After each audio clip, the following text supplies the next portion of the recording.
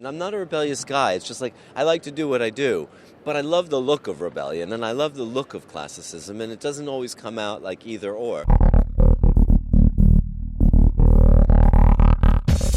In the 1980s, New York was a city full of fabulously energetic freaks, and Marc Jacobs was formed in the crucible of those times. Look at his latest collection, a ferocious and timely celebration of individuality. All of these people were individuals. Individuals with energy. Yeah, that's, I think the power and the attraction.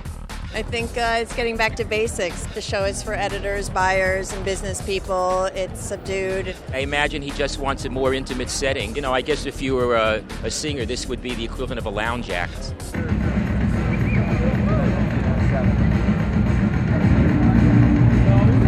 My line on this is, imagine Alexis Carrington playing in a flock of seagulls.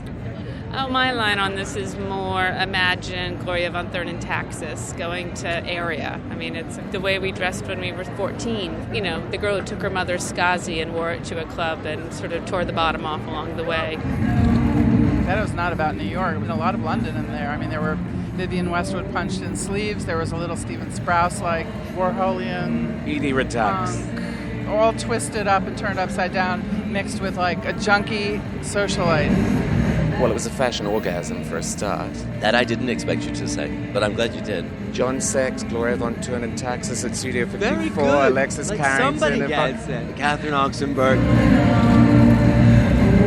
I love this show because it was like so mental.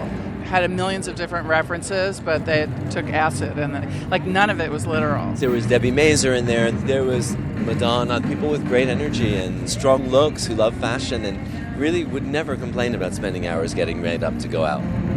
You know what? Fashion's going to go on, but I think now it'll be about style. Maybe the word fashion isn't it. This idea of gray flannel and conservative thinking, and then the idea of not being conservative, but just putting in those zips, which seems like such a silly cliche of anarchy or something, which doesn't have that weight anymore. It's just a style. What should be fun now is the idea that things don't have to be practical, and they don't have to make you pretty, and they don't have to make you powerful. They just have to make you in your freaky imaginary headspace.